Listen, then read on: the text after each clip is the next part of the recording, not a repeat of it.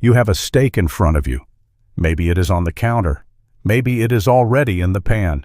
You have done this before, 100 times probably, and the steak came out fine. Fine every time. Fine is the problem.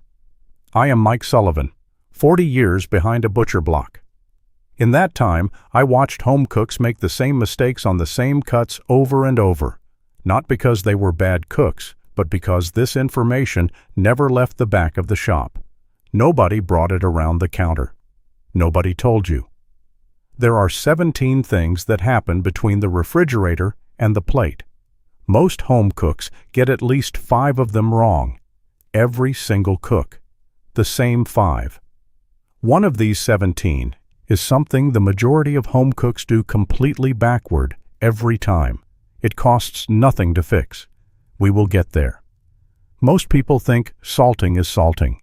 Pick up the salt, put it on the meat, cook. That is not what is happening.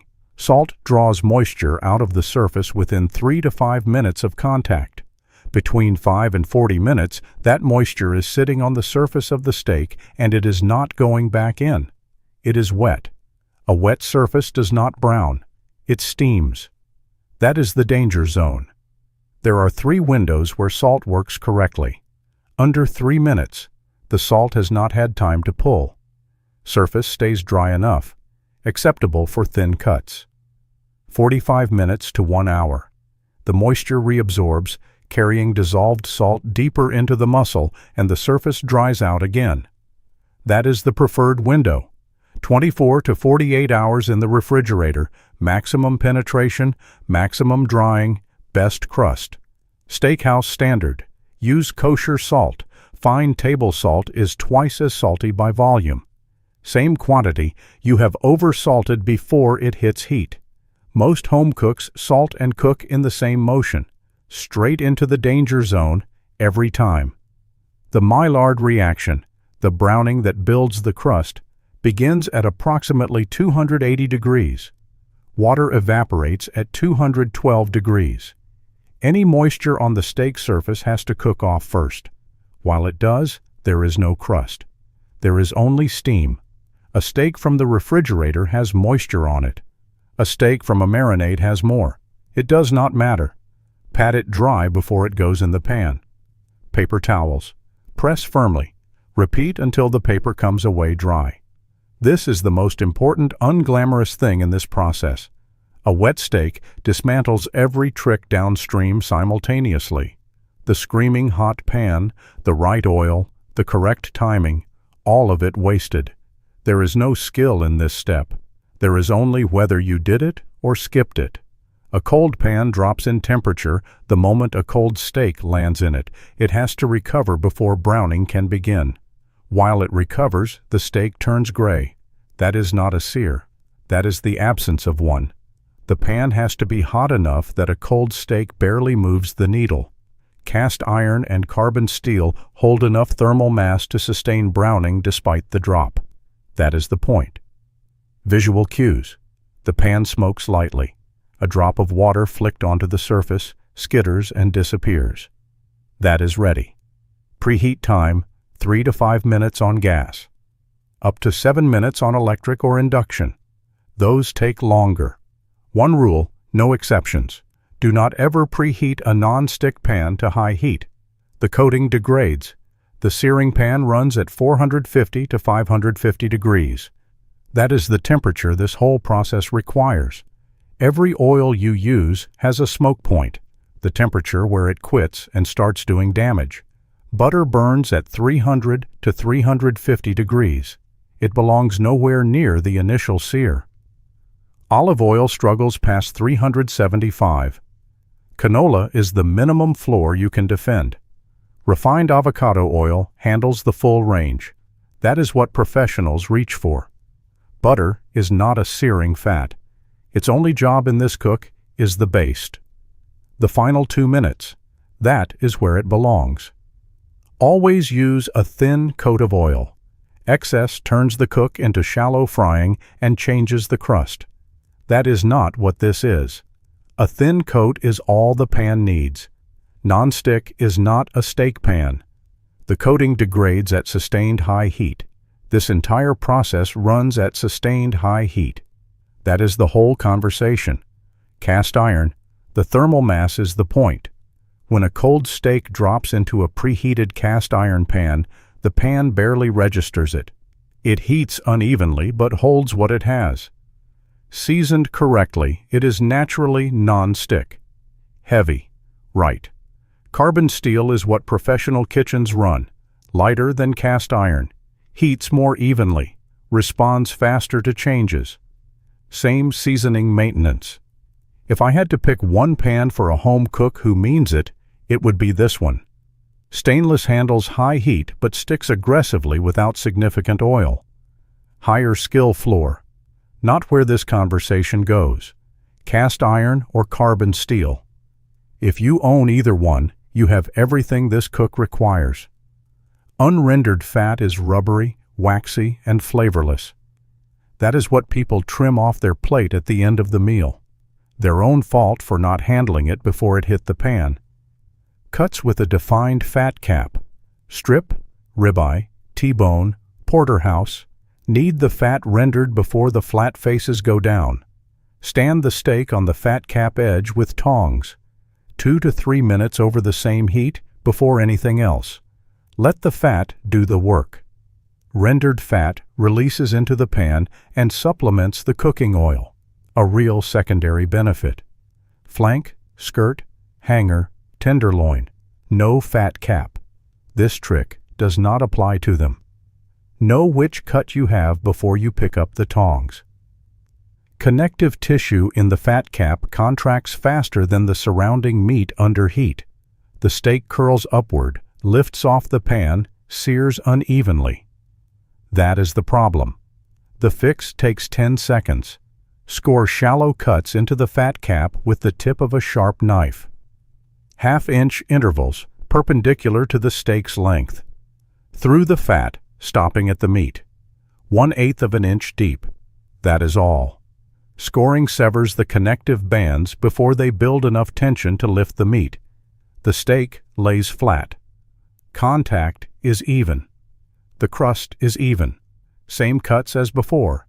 Strip, ribeye, T-bone, porterhouse. Not flank, skirt, hanger, tenderloin. Nothing to score. Butter added, at the start of a high-heat sear, burns immediately. It spreads bitterness through the whole cook. The fat simply cannot handle the temperature. It is not a searing fat. That is why it waits. In the final 2 minutes, reduce the heat slightly. Add 1 to 2 tablespoons of unsalted butter. Tilt the pan towards you and continuously spoon the foaming butter over the entire steak's surface. The professional kitchen calls it aerosage. Now you know the word. This is when aromatics enter. Crushed garlic, fresh thyme or rosemary. They steep in the butter without burning. They belong nowhere else in this cook. That is the only rule. Pressing a steak forces moisture and liquefied fat out of the meat and onto the pan surface, where it becomes steam instantly. Steam holds the surface at 212 degrees. Browning requires 280 degrees minimum. While that steam holds the surface down, the crust you built is being undone. The loud hiss and the billowing cloud that follow pressing, that is not the sear intensifying. That is the enemy arriving. Pressing does not speed the cook. It slows browning and evacuates moisture simultaneously. Both wrong things at once. The press tool has one legitimate use. Burgers. Controlled fat release into the bun is the deliberate goal. That is the only place it belongs. It has no role in a steak cook. When a steak hits the pan and sticks, most home cooks try to move it. That is the mistake. A steak sticking to a properly preheated, oiled pan means the Maillard reaction is in progress. Sticking is evidence the crust is building. It is doing exactly what it is supposed to do. At 2 minutes, attempt to slide or lift the steak gently. If it resists, wait 30 seconds and try again. When it releases cleanly, flip. Forcing it tears the crust and leaves it on the pan. That is the only error. 1 flip is standard for steaks under 1½ inches. Multiple flips produce marginally more even cooking, but reduce crust development per side. The trade-off is not worth it. Patience is the skill, not technique. The standard method has a structural problem. The long sear creates a thick gray band from the exterior inward. By the time the center reaches temperature, the outer inch is overcooked. Every time. Not a flaw in your technique, a flaw in the sequence. Reverse sear flips it. Low oven first, 225 to 250 degrees. High heat sear at the end. The oven raises the core temperature slowly and evenly. The sear is only for the crust. The interior is already where it needs to be before the pan is involved. 45 to 75 minutes at 225 degrees for a 1.5-inch steak, pulled 10 to 15 degrees below your final target. Then 90 seconds to 2 minutes per side in a screaming hot pan. The oven dries the exterior further. Better Maillard reaction in the final sear than the standard method produces. Applies to steaks 1.5 inches and thicker. For thinner cuts, the standard sear does the job. One rule: do not rest after the oven phase. Sear immediately. Rest comes after the sear. A probe inserted from the top travels through the exterior crust, the outer layer, and possibly into the pan side surface. It may average several temperature zones or miss the center entirely. You pull the steak on a reading that never measured what needed measuring. Correct method: horizontal from the thinnest side edge, aimed toward the geometric center. That is the last point in the steak to reach temperature. That is exactly what needs to be measured. Use an instant read digital thermometer. 2 to 3 seconds, that is the standard. Pull temperatures plainly. Rare, 120 to 125 degrees. Medium rare, 125 to 130 degrees. Medium, 135 to 140 degrees. Medium well, 145 to 150 degrees. Well done, 155 and above. The most common error: inserting from the top, reading the hottest point in the steak, and pulling 10 degrees too early. That is why the steak arrives overcooked. Not the technique. The entry point. The cook is not over when the steak leaves the pan. Residual thermal energy in the exterior keeps migrating inward for several minutes after the steak leaves the heat. Still cooking. On the counter, on the rack. The numbers for steaks. A 1-inch steak carries over 5 degrees. A 1.5-inch steak carries over 8 to 10. Those are the numbers. You will see large roast figures quoted at 15 to 20 degrees. Do not use them for steaks. They do not apply. Using them pulls the steak too early and ruins the math. The most common outcome of ignoring carryover: a medium rare steak arrives at the plate as medium. The cook did the math wrong at the pan. The correction: pull 5 to 10 degrees below your target every time. Account for the carryover before it happens. Resting is not optional. Carryover completes during the rest. Contracted muscle fibers partially relax. Moisture redistributes more evenly through the meat before the cut releases it. Skip the rest and you skip all of that. 5 minutes minimum for a 1-inch steak. 8 to 10 minutes for 1.5 inches. Rest on a wire rack. Air circulates beneath the steak. The bottom crust stays intact.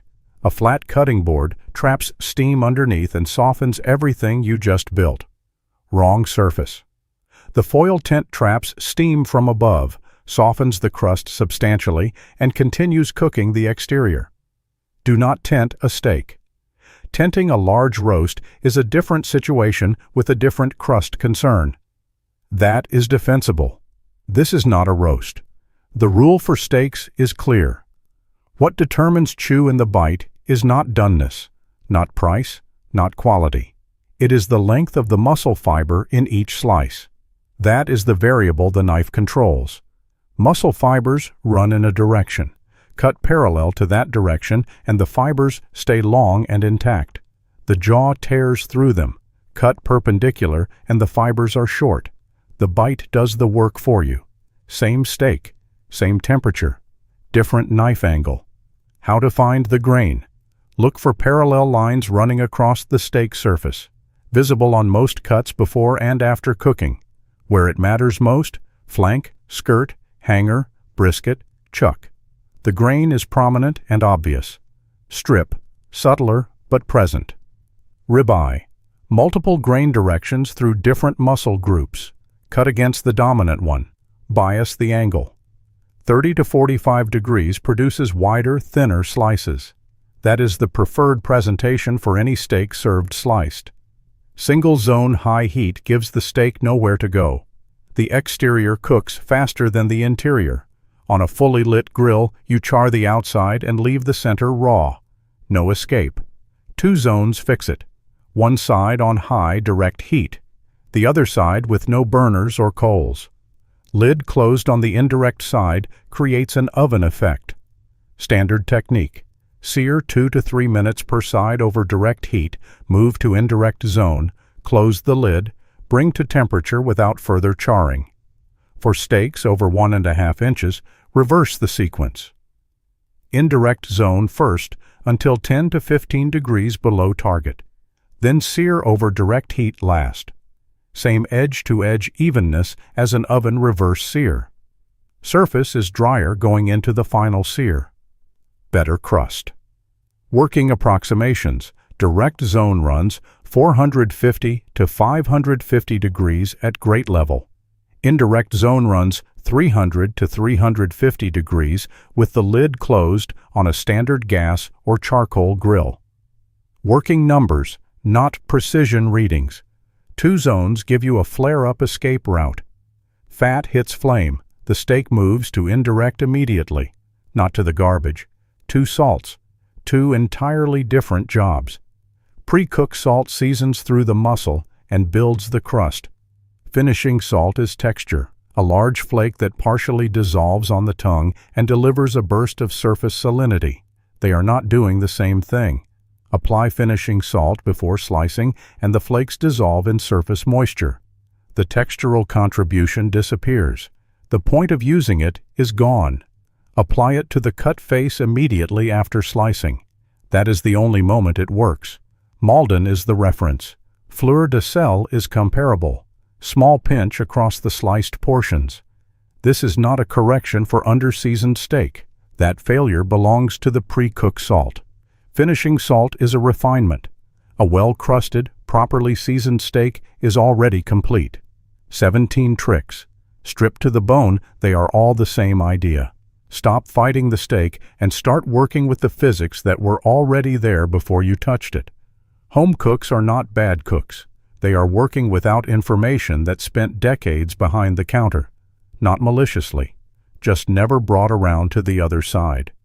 Nobody asked and nobody came forward. That open loop from the beginning. The one thing most home cooks do completely backward. Salt timing. They salt and cook in the same motion every time straight into the danger zone. One change costs nothing. Improves every steak for the rest of your life. Salt 45 minutes before the pan. Pat the surface dry. Get the pan screaming before the steak goes in. Start there. The steak did not get worse. The information never left the back of the shop. Please subscribe to the channel and like the video. See you in the next one.